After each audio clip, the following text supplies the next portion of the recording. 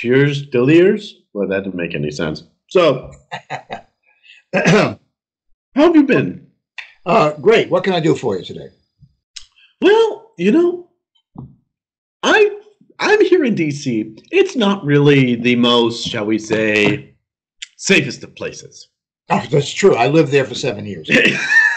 Well, I live in a nice part, but even the nice parts are not very safe. What do you recommend? I recommend you get a gun. They're kind of expensive, and there's a lot of red tape. It's pretty hard for a person who didn't grow up in a gun household to, at least in my opinion, to be really, really into guns. I mean to ask you, what made you such a gun nut? Well, I grew up in Boston, Massachusetts, Irish Catholic family. We never had any guns. Nobody even thought of having a gun. I was born in 1944. The Second World War was just getting over with. People were coming back. They were being cashiered out of the military, and nobody was really thinking about keeping a gun in their house, believe me. And it wasn't until March 3rd of 1991 when I was in Los Angeles. Wait, 91? Yeah. So that's like, what, 40 years after you're like in your 40s. This is I'm 74 right now. Okay, so this is more than halfway through your life in 91. Yeah. Okay. Yeah. Okay.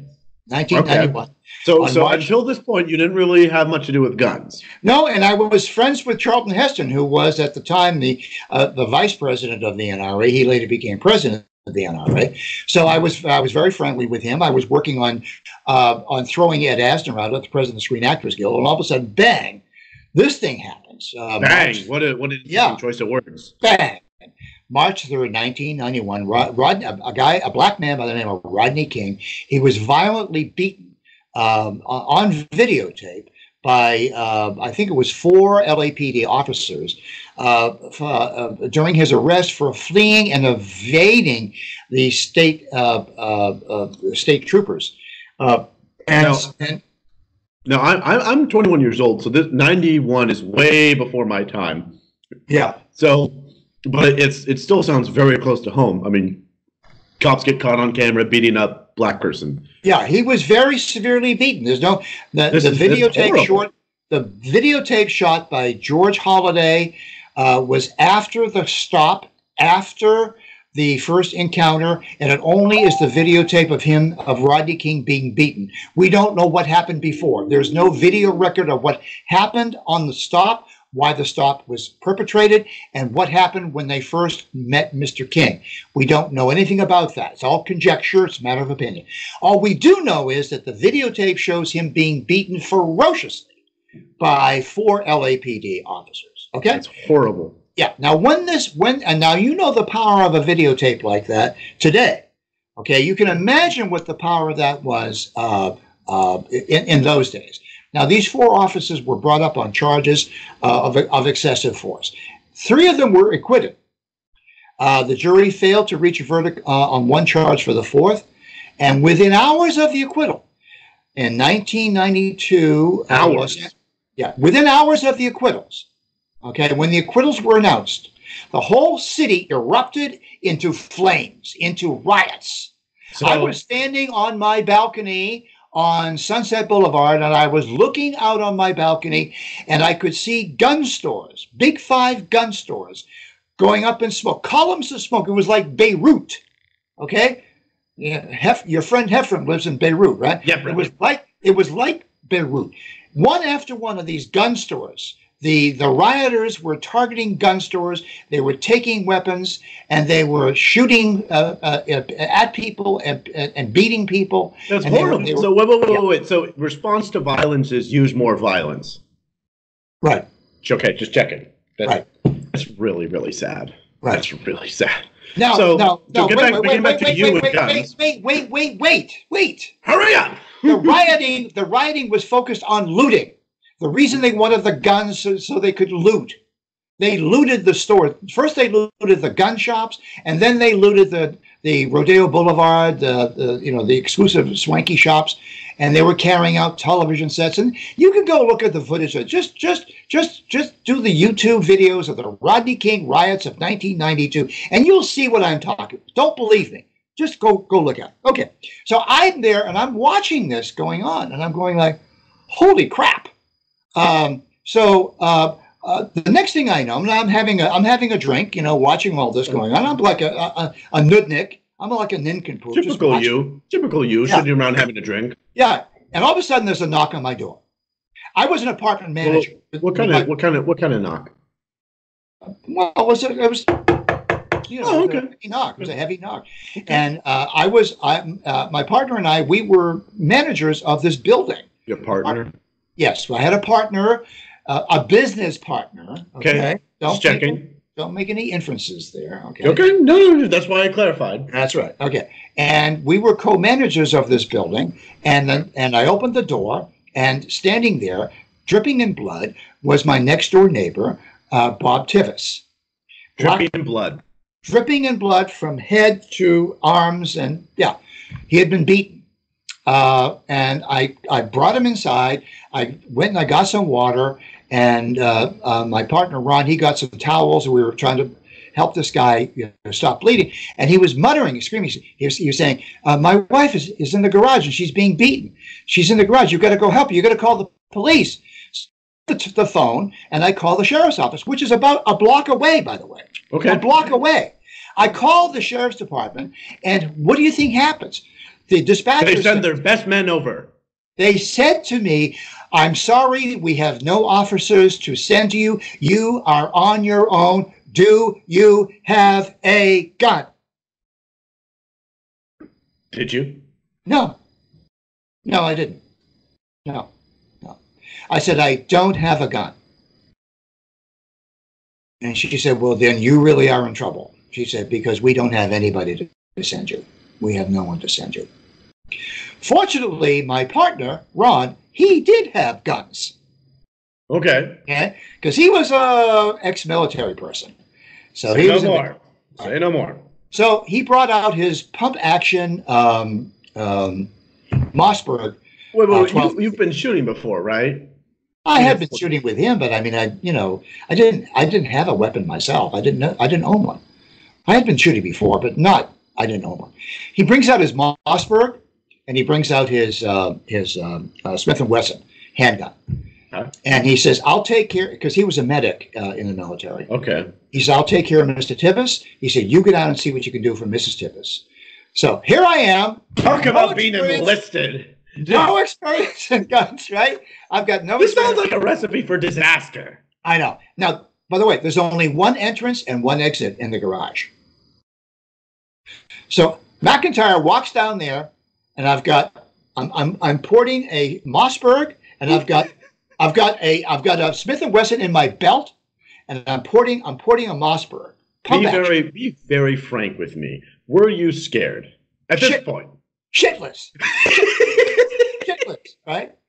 Right. Okay. I appreciate the honesty. I do. I did not have rubber underwear on, but I felt that I was going to need it. All right. Okay. I walk into the garage. Immediately, I can see Mrs. Tivis writhing on the floor, being kicked and spat upon. She's black. Her assailants are black, and there were 4 of them. What I find really, really offensive and stupid is that in today's age, those are apparently relevant pieces of information. That really, I understand. Well, nowadays, I mean, no, I have to tell you what the fact is. So here are 4 black men beating up this black woman, and they had already beaten up her husband, who fled and tried to get some help. Anyway, so I'm looking at them, and they one of them spies me, and he reaches for his waistband. I don't know if you have ever fired a shotgun or not, but there's nothing more in a closed garage. There's nothing more that echoes than racking a round into a shotgun. It is a magical mechanical sound. And okay, so I rack a round in, because I had learned that from my partner Ron, and everybody stopped what they were doing, because nothing grabs attention like a loaded shotgun.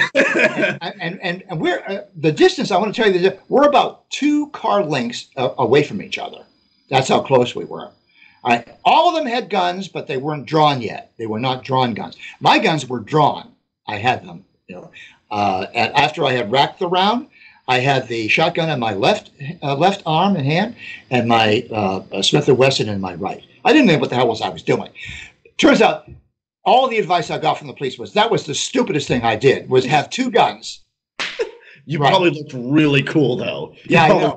But the sheriff who took the report, he said, even if you weren't wearing, he said, you're lucky to be alive. Even if you weren't wearing rubber underwear, in spite of that, you probably looked really cool. If you just looked from the waist above. I gave them my best Charlton Heston line. Stare gesture. Yeah, my best Clint Eastwood, because I had worked with Clint Eastwood, I had worked with Chuck Heston, and I just gave them a number 9 stare. And I walked over to them, and now we're about 1 car length apart. I didn't say anything. They didn't say anything. And I had the gun, the shotgun leveled. I held it under my arm, and I had the pistol, the semi-automatic pistol in my right hand. They did the calculus.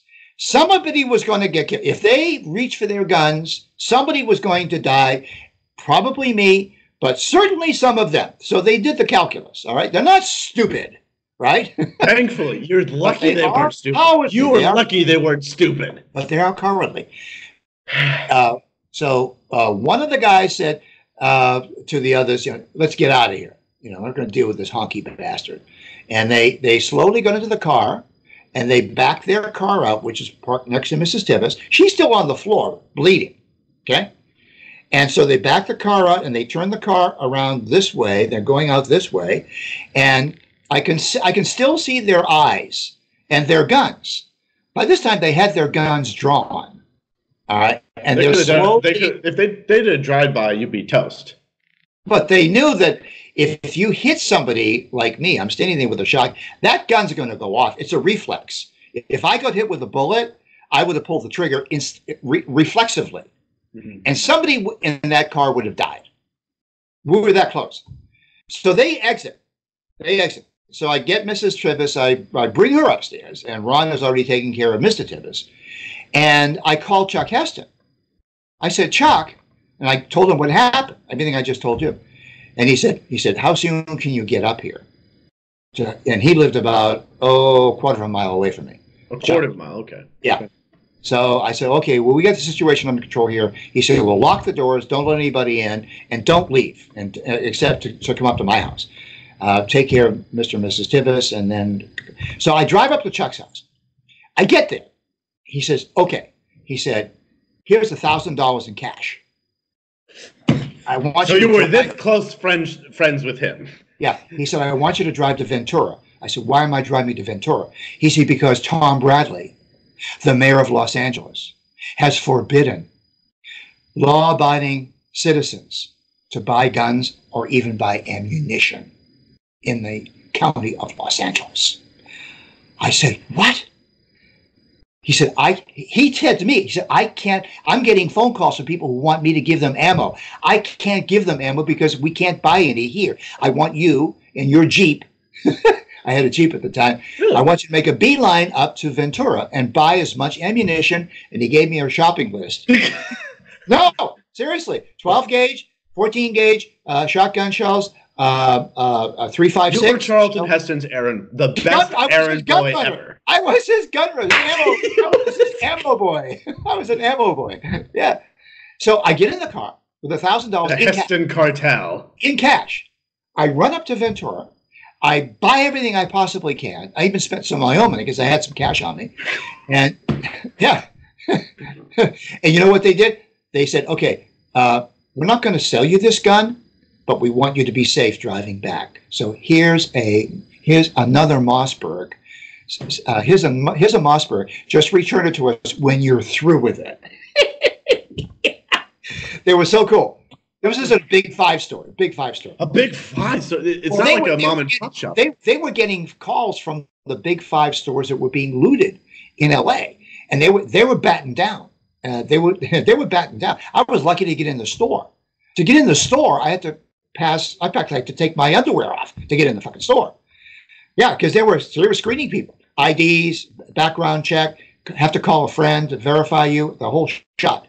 Anyway, so I drive back with a back trunk filled with. You realize maybe Charlton Heston hated you because you were like the #1 target. Like one way you're driving with a bundle of cash. On the way back, you just have boatloads of guns and money. Ammunition. He must have hated you. So I get back to Chuck's house, right? Okay. That's HQ for our operation. So I called my partner, Ron. I said, everything okay at the house? And he said, yeah, the building is secure, and everybody's been alerted by phone not to open their doors. Fine. So I get there, and I'm starting to unload all the ammunition. So Chuck's on the phone with a name far too prominent to mention, a big Hollywood liberal who Chuck shared me as a computer consultant with. You probably know who that is because I've told you that story. I'm not going to repeat it. I'm not going to. Okay. This liberal anti-gun person was begging Charlton fucking Heston to give him a gun ammunition because he was that scared that his wife and himself would be home invaded and be killed. And they lived about 3 blocks away. A liberal asked a gun-owning conservative, come over and give me your guns. I will now reenact, because I was standing 2 feet from Chuck when he spoke these lines. And he said, I'm sorry, I cannot give you a gun, and I cannot give you any ammunition. And the reason is because I don't have time to teach you how to use it without killing yourself. Goodbye. Boom. Now, because you know far more about Charlton Heston than I do, would you say that was an act of spite or an act of love? Mercy. It was an act of mercy. True Christian mercy, the way I see it. Yeah. Wow. And so the aftermath. What did that teach you? The aftermath was for you. People were showing up all afternoon to get a small box of ammunition for their handgun, or get some shells for their shotgun. A couple of people had rifles, but we didn't have the ammunition for some of the rifles. So what I did, I said, Chuck, you're now looking at a lifetime member of the NRA. Where do I sign? Give me the form. He said, I got it right here. This is before the internet. You couldn't sign up online. There was no online. He says, it's right here. I have one. He was the vice president. And he says, and I'll tell you what, I'll sponsor you. And he signed his name.